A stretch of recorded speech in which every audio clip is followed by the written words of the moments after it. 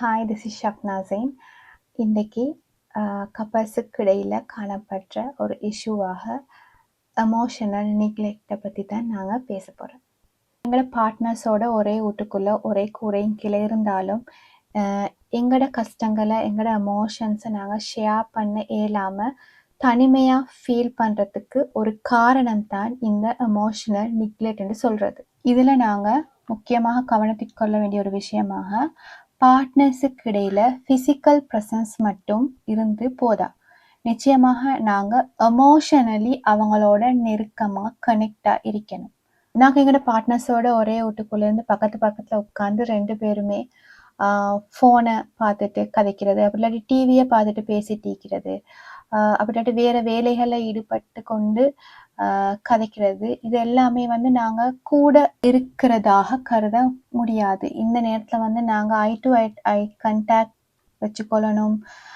எங்களோட physical அப்பியரன்ஸோட emotional ப்ரெசன்ஸையும் எங்களோட partners உணரணும்ன்றது base. நாங்கள் பக்கத்தில் இருந்தன்ற பழிக்கு எங்களோட பார்ட்னர்ஸோட நாங்கள் கூடவே இருக்கிறோம், அவங்களோட தான் டைம் ஸ்பெண்ட் பண்ணுறோம்ன்ற அர்த்தம் இல்லை. நாங்கள் எப்போ எமோஷனலி கனெக்ட் ஆகி அவங்களோட டைம் ஸ்பெண்ட் பண்ணுறோமோ அப்போ தான் எங்களோட பார்ட்னர்ஸ்ட கனெக்ஷன் இன்னும் கூடும். இல்லாட்டி காலப்போக்கில் பார்ட்னர்ஸ் என்ன ஃபீல் பண்ணுவாங்கன்னு சொன்னால், நான் தனியாக இருக்கிறேன், எனக்கு என் எமோஷன்ஸை சொல்கிறதுக்கு அல்லது சரியான முறையில் அதை விளங்கப்படுத்துறதுக்கு யாரும் இல்லை, அதை கேட்குறதுக்கு யாரும் ரெடி இல்லை என்ற சிச்சுவேஷனுக்கு எங்களோட பார்ட்னர்ஸ் வரவாகும்ன்றதுல எந்த சந்தேகமும் இல்லை. இந்த எமோஷனல் சப்போர்ட்டை நாங்கள் கொடுக்க என்ன செய்யலாம்?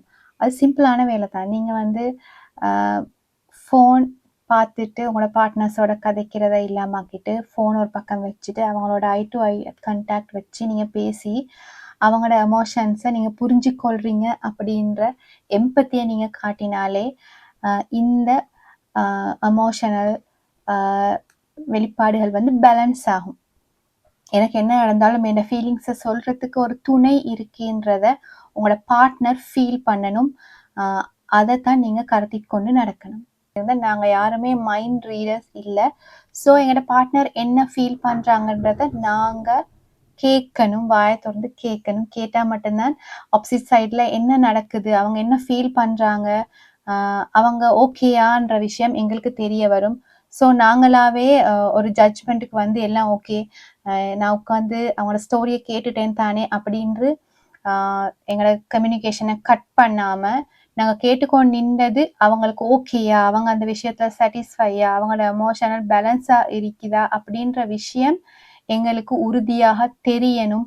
அப்படி தெரியணும்னா நிச்சயமாக நாங்கள் அவங்கக்கிட்ட அதை பற்றி கேட்கணும். ஸோ இந்த கம்யூனிகேஷன் என்றது பேஸ்.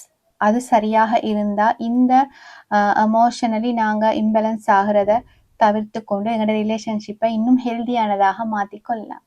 Thank you so much.